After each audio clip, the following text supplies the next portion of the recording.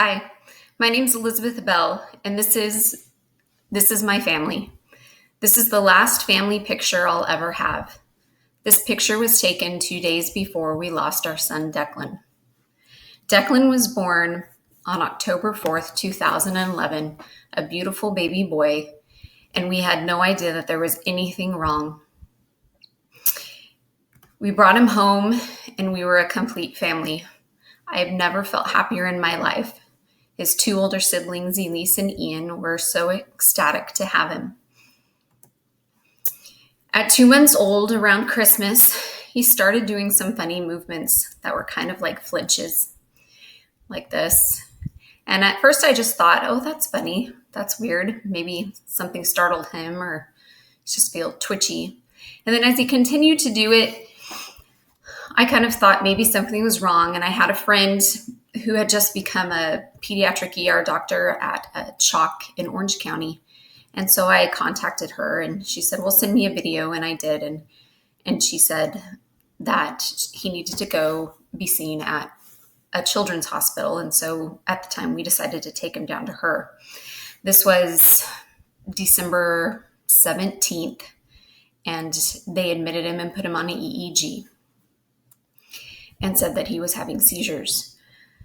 So they put him on phenobarbital and sent him home on Christmas Eve.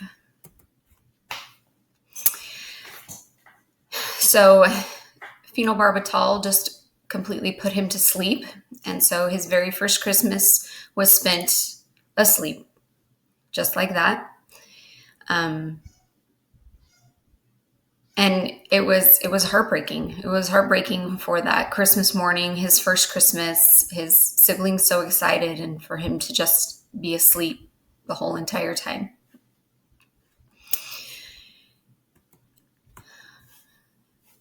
As he continued on phenobarbital, he continued to have seizures regularly, and we had to keep taking him back down to Chalk.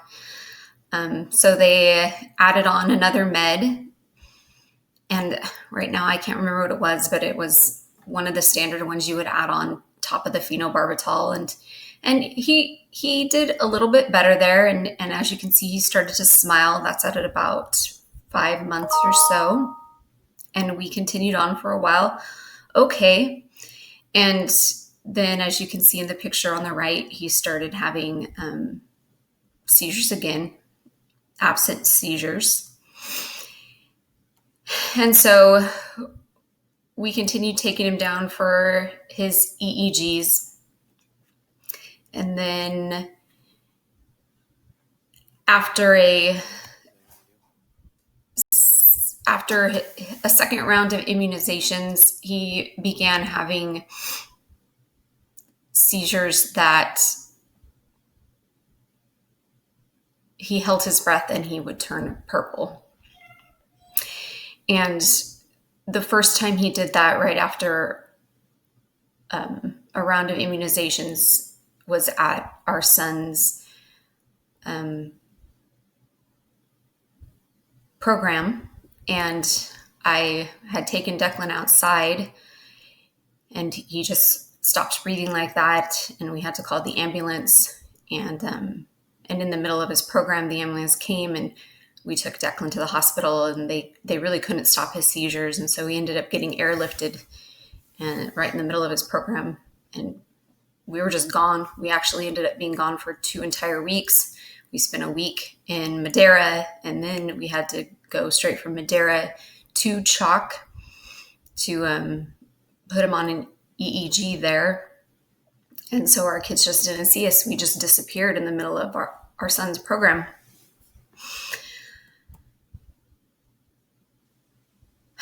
And while we were there, they saw a really strange EEG. He was doing things that looked like this. There he's holding his breath again and sticking out his arms. Well, at Chalk, they said what he was doing looked like infantile spasms, but it didn't have hypsarrhythmia.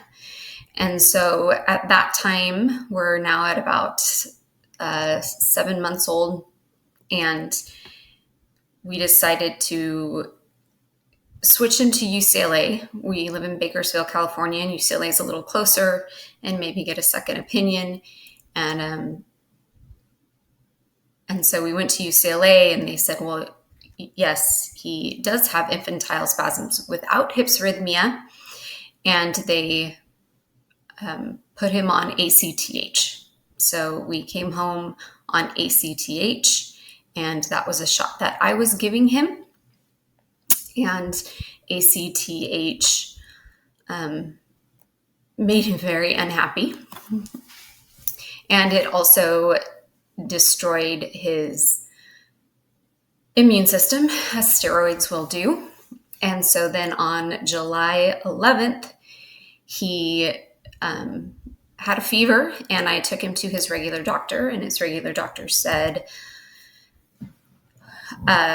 well, just don't worry about it.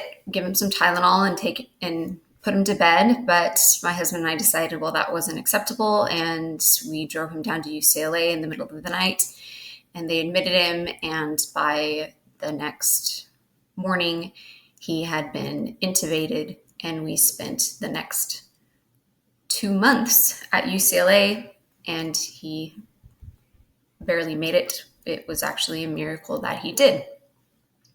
Not only was he on a ventilator, he had to move even into an oscillator. He was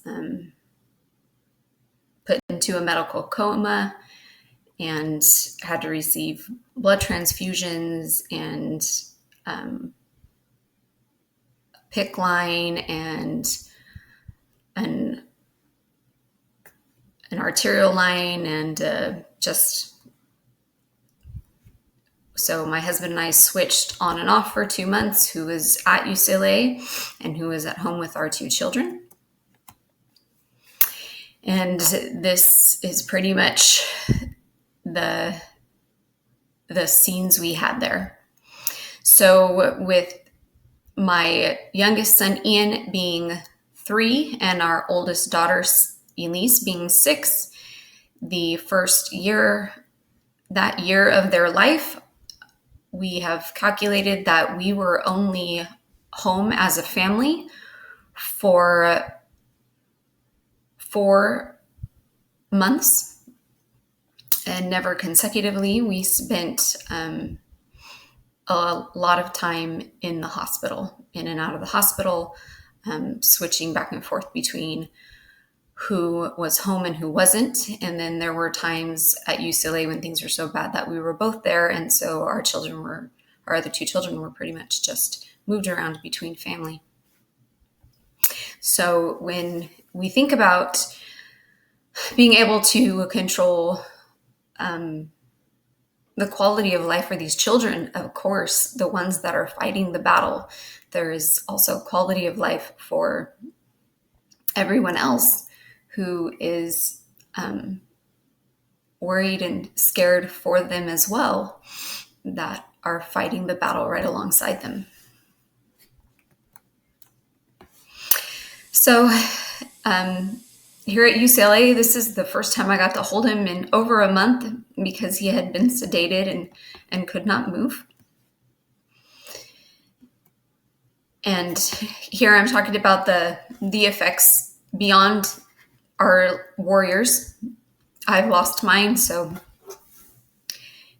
that of course is the biggest concern, that the lasting effects on those around them as well. Here is my son on his 4th birthday. I was not home, since I was the one in the hospital with Declan. He's off to a big birthday party there, and he's sad because his brother and I are not there. And here my son is at his next program. I couldn't figure out why he was crying. He was never like that before. And then it dawned on me it was because at his last program, we had just up and disappeared in the middle of it and didn't come home for 2 weeks. Here's Declan on his very first birthday. We had just gotten home from UCLA, thankfully. And he slept right through his birthday. He came home with a trach and a feeding tube, and taking Lovenox shots, and on multiple different anti-epileptic meds. At this point, I think he came home on 3, and we never got off. We never had any less than 3 at any given time after this, and they were all adult doses. So, getting moments of awakeness and true Declan coherence was a gift and did not happen a ton. At this point, we still did not know what was wrong with Declan. We had lots of different chromosome tests. Those all came back normal. They did a lot of the individual gene tests. Those that all still come back normal. Had absolutely no idea what was wrong, which is why we just kept fighting so hard and did make the choice to go ahead and give him a trach and the feeding tube to give him a chance. I mean, at this point, we were still hopeful that maybe it was something that he could somewhat grow out of and, start to develop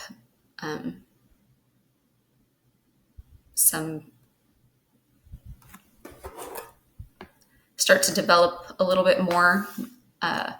Declan never really got past that 2-month development from when he started having seizures. So we started trying anything we could think of, and one thing I ran across was neurotherapy. A person named Anat Banal does this in San Rafael, so we spent quite a bit of money traveling to San Rafael. I mean, from Bakersfield, it's not that far, but the therapy was costly, and we went up there multiple times, and you had to go for at least a 3-day window. So we'd get a hotel room, we'd drive up there, we'd pay for the therapy. We did this multiple times. I would take off from work. I'm a teacher, and I continued to teach through all of this. For a couple reasons, for financial reasons, and then also just for some normalcy for myself and for my children, because my children go to schools near where I work, and that was the reason why they could go there. So if I stopped working there, they would have to change schools, and I didn't want that for them. And so we did have our moments of just, of course, pure joy with Declan. Declan. What are you doing, huh? Hi. I can't see because of your... I got your nose. What happened? You okay?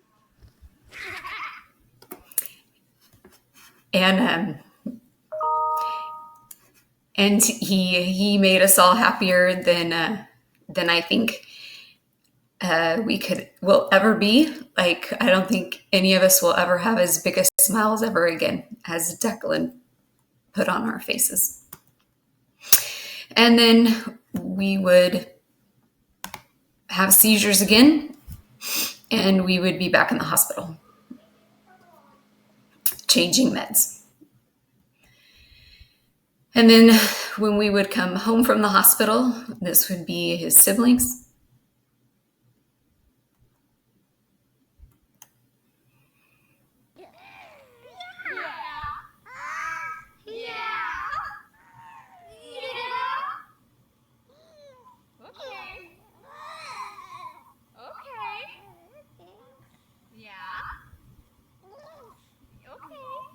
But just the sheer excitement every time we got to hear him, and just everything he did and how hard he tried to fight past that channel limiting him on everything he wanted to do. We could just always see how much he wanted to do things, but he had to fight through all of his meds and that sodium channel, just not letting his brain tell his body what to do. And so we spent 6.5 years of our lives family together but divided, splitting up our big events. Here is my son's first communion, and Declan happened to be in the hospital at that time, so my husband was in the hospital and I was at first communion. Here are my children. This was a common occurrence. You'd wake up and one of them would be in Declan's bed with him. Either they had had a bad dream and they went in and got in bed with Declan, or they just couldn't sleep, so they went and got in bed with Declan, or we had gone on vacation and we took Declan with us on vacation some, but as he got bigger, traveling with the amount of oxygen tanks he needed was a major struggle and difficult. And so we started having my mom, because she was the only person besides a nurse that could watch him, who was able to do trach care and suctioning and just able to handle the what do you do when something goes wrong aspect of caring for Declan. Would stay with Declan with nurses' help, and we would go on a vacation, the four of us, for a few days, and when we'd come home, one of them would always end up in the bed with Declan after missing him so much. And of course, he filled our lives with joy. He made us smile. My children do smile without him. We do, but we're not the same. There is a giant piece of all of us missing. So we have so many happy moments, and Good morning. these smiles Good morning. made us light up. And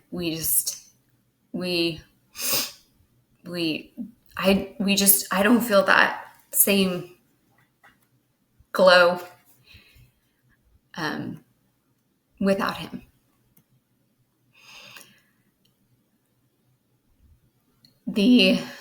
I never had a night nurse. I did it myself.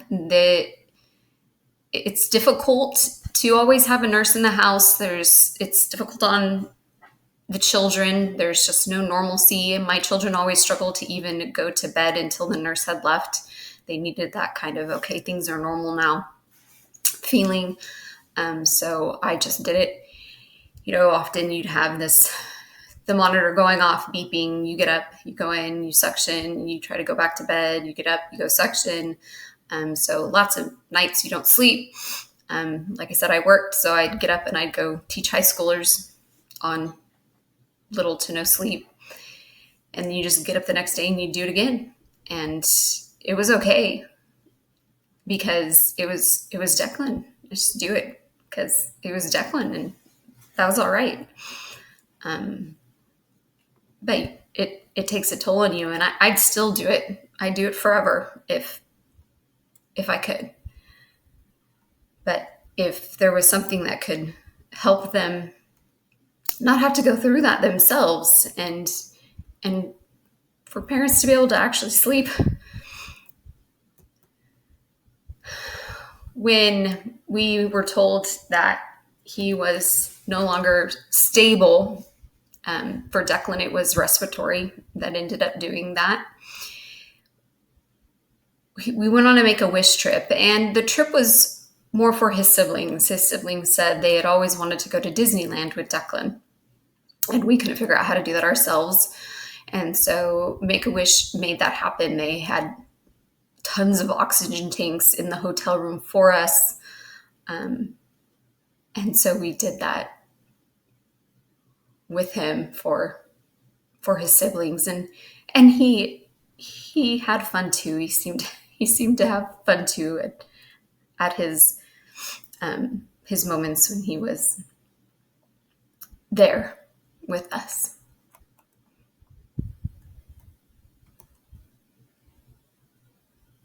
So these pictures are this is the last time Elise held him the day before we lost him. And this is when Ian held him the night we told him that he just wasn't doing well. And that we weren't going to get to keep him that long.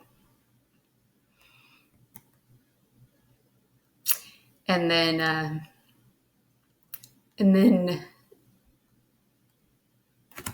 as we knew things were getting worse, then this one night he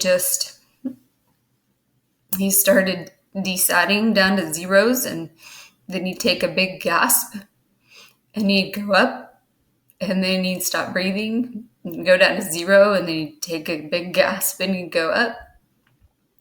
And he did it from 7 at night all the way until 9 in the morning. And the kids would come in and they'd lay with him and tell him it was okay, and then they couldn't take it anymore. It was too hard, and my husband would sit with him, and I just lay with him, and then they had all gone to lay down for a little bit, and I was just holding him, and then he took a gasp and he stopped breathing, and he desatted, and he didn't take another gasp, and he was gone.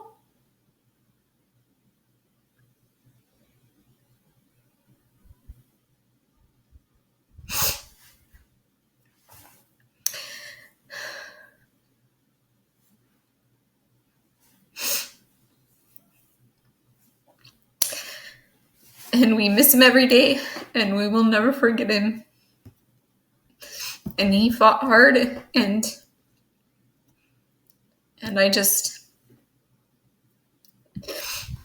and our family's not complete. This is a tough mutation and a tough disease, and I really hope that there are medications out there that can treat the actual channel and not just the symptoms, and that there are better outcomes. And that's why I had done so much. I had done research and found people researching it and donated duckling cells for research. I really hope that science prevails. Thank you for listening to my story.